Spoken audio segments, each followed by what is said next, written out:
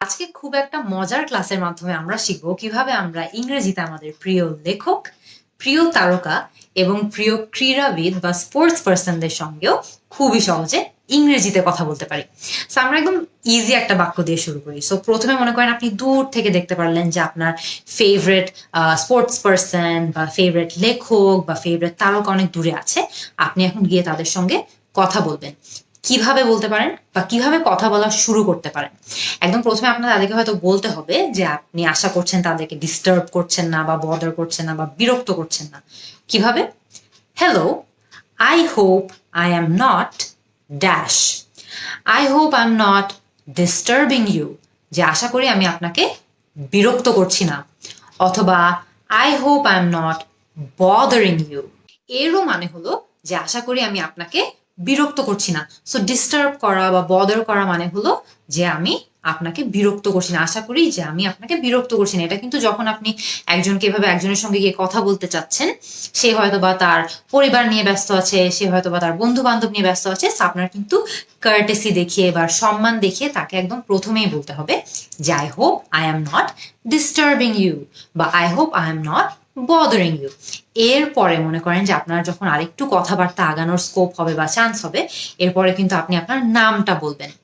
My name is dash, my name is Munjerin, অথবা my name is আজনান, অথবা my name is Maliha. এরপরে আপনি আগাবেন আরেকটু, আপনি বলবেন যে আপনি তার কাজের অনেক বড় ফ্যান বা অনেক বড় ভক্ত। কিভাবে বলতে পারেন? I am a huge dash of your work. I am a huge fan of your work. যে আমি আপনার কাজের অনেক বড় ভক্ত। অথবা I am a huge admirer of your work. এরও মানে হলো যে আমি আপনার কাজের অনেক বড় ভক্ত। এরপরে মনে করেন যে আমরা ধরে নিলাম যে আপনার আপনার প্রিয় লেখকের সঙ্গে বা ফেভারিট রাইটারের সঙ্গে দেখা হয়েছে। আপনি তাকে তার কোন একটা নির্দিষ্ট বই সম্পর্কে কিছু বলতে চান বা আপনার তার লেখা কোন বই আপনার প্রিয় এবং কেন সেটা বলতে চান। কিভাবে বলতে পারেন? Your book dash really changed my perspective on dash. So আমি ধরে নিলাম যে আমার প্রিয় বই হচ্ছে দি অ্যালকেমিস্ট। সো আমি এখানে প্রথম ব্ল্যাঙ্কে বইয়ের নামটা বসাবো, দি অ্যালকেমিস্ট এটা বসাবো। So your book the alchemist really changed my perspective on dash. So প্রথম ব্ল্যাঙ্কে আমি আমার প্রিয় বইয়ের নামটা বসিয়ে ফেললাম। দ্বিতীয় ব্ল্যাঙ্কে আমি বসাবো যে এই বইটা আমার কোন জিনিস সম্পর্কে পার্সপেক্টিভ অথবা দৃষ্টিভঙ্গি পাল্টেছে। সো আমরা যে কোনো বই পড়লে কিন্তু আমাদের কিছু একটা সম্পর্কে পার্সপেক্টিভ বা দৃষ্টিভঙ্গি একটু পাল্টায়, রাইট? সো আমরা যখন আমাদের ফেভারিট লেখকের সঙ্গে সেই বই নিয়ে কথা বলবো, আমরা কিন্তু সেটাই বলার চেষ্টা করবো যে তার বইটা পড়ে হয়তোবা আমাদের জীবন সম্পর্কে পার্সপেক্টিভ বা দৃষ্টিভঙ্গি পাল্টে গেছে। আমি কি বলতে পারি? Your book, The Alchemist, really changed my perspective on life. মানে আপনার এই বইটি পড়ে আমার জীবন সম্পর্কে দৃষ্টিভঙ্গি পাল্টে গেছে। হয়তোবা আমি এটাও বলতে পারি যে Your book, The Alchemist, really changed my perspective on অন্য কিছু নিয়ে যদি আমাদের পার্সপেক্টিভ চেঞ্জ হয়, মনে করেন আপনার পলিটিক্স সম্পর্কে পার্সপেক্টিভ চেঞ্জ হয়েছে বা ডেমোক্রেসি সম্পর্কে পার্সপেক্টিভ চেঞ্জ হয়েছে, যেটা সম্পর্কে আপনার পার্সপেক্টিভ চেঞ্জ হয়েছে সেটার কথাই কিন্তু আপনি দ্বিতীয় ব্ল্যাঙ্কটাতে বসাবেন। যেমন অ্যালকেমিস্ট যে বইটি আছে সেই বইটির উপর ভিত্তি করে যদি আমি বলি, আমি এটাও বলতে পারি Your book, The Alchemist, really changed my perspective on fate.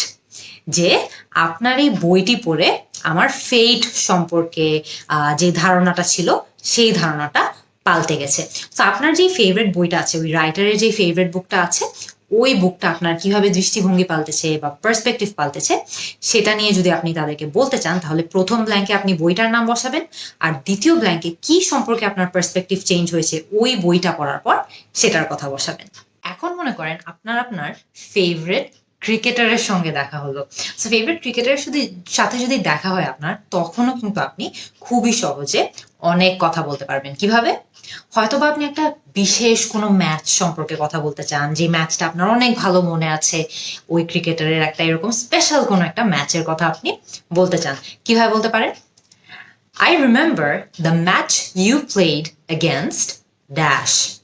এই ড্যাশে আপনি যার বিরুদ্ধে তারা সেই ম্যাচটা খেলেছিল সেই দেশের নামটা বসাবেন। হয়তো আপনি বলতে চান I remember the match you played against South Africa, যে সাউথ আফ্রিকার সাথে যেই ম্যাচটা আপনার, সেই একটা ম্যাচ আপনি খেলেছিলেন, আমার এখনো সেই ম্যাচটা কথা মনে আছে।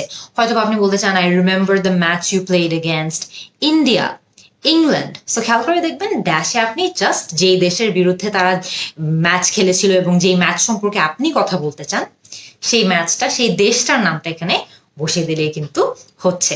এরপরে আপনি হয়তো বা বলতে চান যে সেই ম্যাচটা খুবই অসাধারণ ছিল বা খুবই ভালো ছিল, কিভাবে বলতে পারেন? You were so dash, you were so amazing, মানে আপনি ওই ম্যাচটা অসাধারণভাবে খেলেছিলেন। ইউ ওয়ার সো ইনক্রেডিবল, এরও মানে হলো যে আপনি খুবই অসাধারণভাবে ওই ম্যাচটা খেলেছিলেন। সো খেয়াল করে দেখবেন যে সেই ম্যাচটা, যেই ম্যাচটার কথা আপনি বলতে চাচ্ছেন সেই দেশের নামটা আপনি প্রথম ব্ল্যাঙ্কে বসাবেন এবং দ্বিতীয় ব্ল্যাঙ্কে আপনি বসাবেন যে যেই খেলোয়াড়ের সঙ্গে বা যেই ক্রিকেটারের সঙ্গে আপনার অ্যাকচুয়ালি কথাবার্তা হচ্ছে সে ওই ম্যাচটাতে কিরকম খেলেছিল। সো অনেক ভালো খেলেছে নিশ্চয়ই।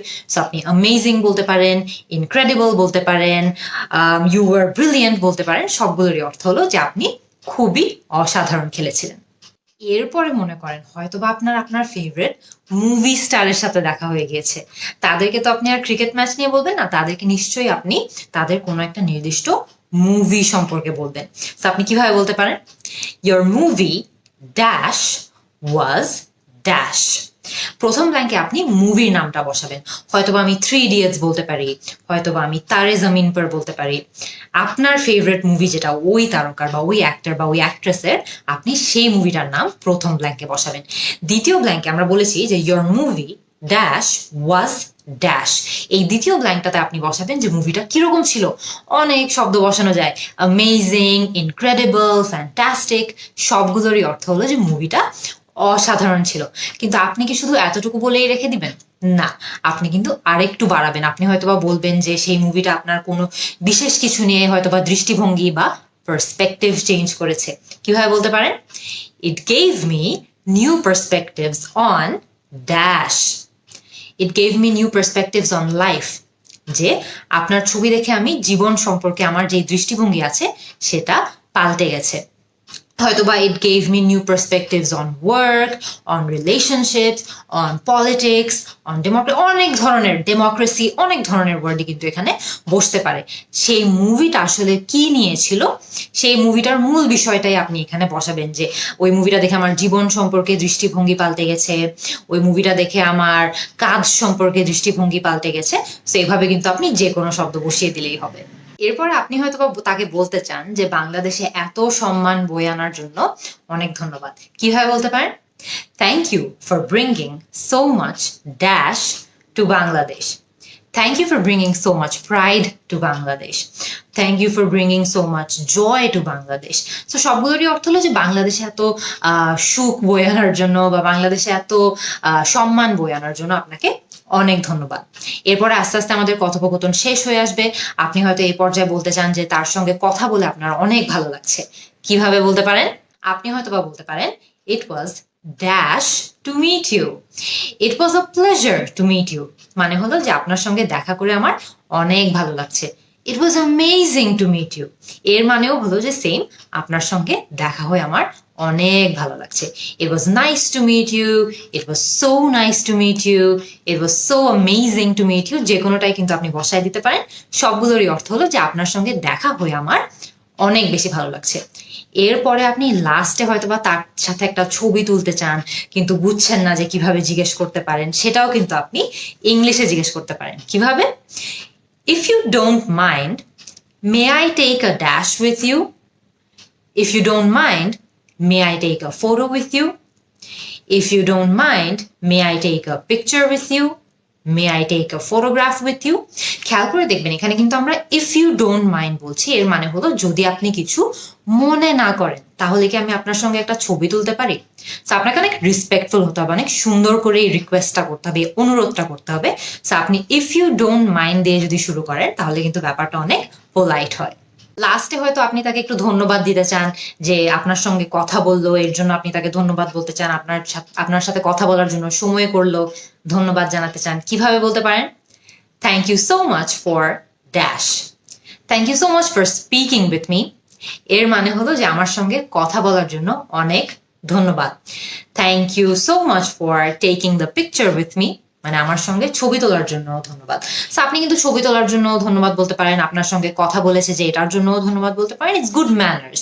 এটা আপনি বললে কিন্তু অনেক রেসপেক্টফুল হয়, অনেক ভালো শোনায়। সো আপনি এটা সহজেই লাস্টের দিকে বলতে পারবেন। এরপর আপনি হয়তো বা তাকে গুড বাই বলতে পারেন। গুড বাই বলারও কিন্তু অনেক সুন্দর ওয়ে আছে। কিভাবে? হয়তোবা আপনি এভাবে বলতে পারেন যে আপনার ভবিষ্যতের সব প্রজেক্টগুলো বা বই বা মুভি সেগুলো যেন ভালো যায়, এটাই আমি আপনার জন্য আশা করি। কিভাবে বলতে পারেন? All the best for your future dash. All the best for your future movies, মানে আপনার ভবিষ্যতের সব মুভিজের জন্য অনেক অনেক শুভকামনা। হয়তোবা আপনি এটা বলতে পারেন যে all the best for your future books. সে যদি আপনার প্রিয় লেখক হয়ে থাকে তাহলে আপনি নিশ্চয়ই তাকে তার ভবিষ্যতে যে উনি বইগুলো লিখবে সেগুলো নিয়ে শুভকামনা দিতে চান, সো তখন আপনি বুকস বলবেন। যদি আপনার ফেভারিট অ্যাক্টর বা অ্যাক্ট্রেস হয়ে থাকে তখন আপনি মুভি বলবেন। All the best for your future matches, সে যদি আপনার প্রিয় খেলোয়াড় হয়ে থাকে তাহলে আপনি ম্যাচের কথা বলবেন। সো আপনি যার সঙ্গে কথা বলছেন, সে ক্রিকেটার নাকি ফুটবলার নাকি মুভি স্টার, তার উপর বেসিস করে, বা সে রাইটার নাকি, তার উপর বেসিস করে আপনি আপনার ওয়ার্ডটা কিন্তু ব্ল্যাঙ্কে বসিয়ে দিলেই হবে। একদম টিপিক্যাল গুড বাই না বলে কিন্তু এই নোটটাতে বা এই বাক্যটা দিয়ে শেষ করলে খুবই সুন্দর একটা পজিটিভ নোটে আপনাদের কনভারসেশনটা শেষ হবে। তো আজকে কিন্তু আমরা শিখে ফেললাম যে কিভাবে আমরা খুবই সহজে চাইলে আমাদের favourite cricketer, favourite movie star, favourite writer সবার সঙ্গে দেখা হলে খুবই সুন্দর করে ইংরেজিতে কথা বলতে পারি। আপনারা আমাকে কমেন্ট সেকশনে জানান যে এরকম কখনো কি হয়েছিল যে আপনারা আপনাদের ফেভারিট মুভি স্টারের সঙ্গে দেখা করেছেন বা ক্রিকেটারের সঙ্গে দেখা করেছেন বা রাইটারের সঙ্গে দেখা করেছেন এবং তাদের সঙ্গে আপনাদের কথাটা বা কথোপকথনটা কিরকম গিয়েছিল সেটা আমাকে ইংলিশে লিখে নিচে কমেন্ট সেকশনে জানান। আমি কিন্তু আপনাদের সবার অ্যান্সারের জন্য অপেক্ষায় থাকবো। See you in the next class.